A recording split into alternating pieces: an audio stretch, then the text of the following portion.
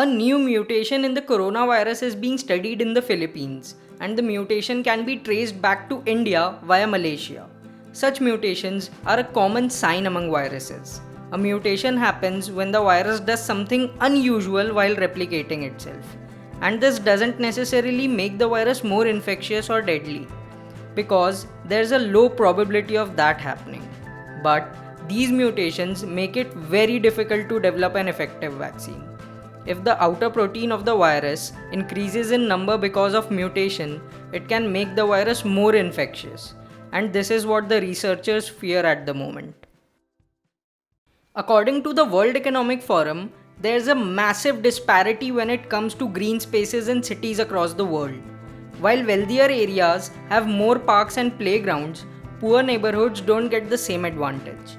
The same report states that around one third of wealthier areas in London account for green spaces, but the number goes down to one fourth in not so wealthy areas.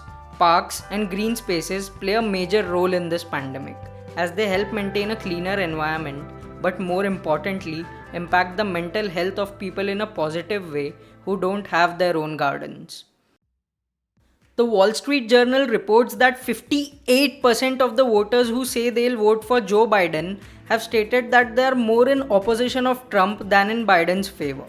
Almost all predictions have ruled out Trump's return to the White House for a second term, but Biden, being a centrist, is a dull and soft campaigner compared to Trump, who's madly colorful in his approach.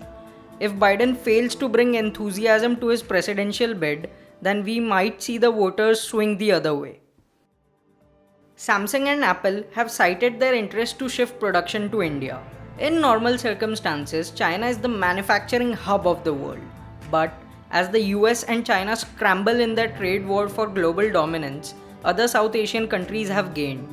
Vietnam has had the largest chunk of companies moving out of China.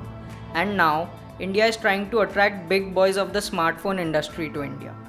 Both Apple and Samsung have a declining market share in India due to the influx of Chinese brands. Shifting some production units to India will give them a necessary boost. Wall Street Journal's report on Facebook's bias in India has started a political row. The report states that a BJP politician was identified as being Islamophobic on the platform.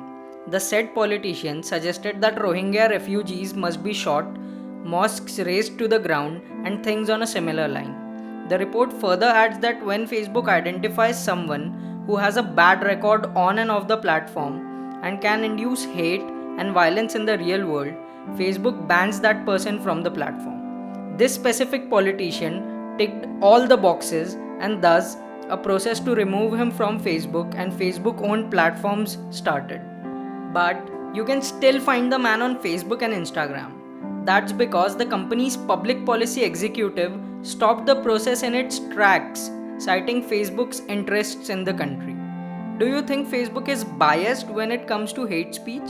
Comment your thoughts in the comment section. If you liked this video, make sure to like, share it with your friends, and subscribe to our channel for your daily dose of effective news. Thank you for watching.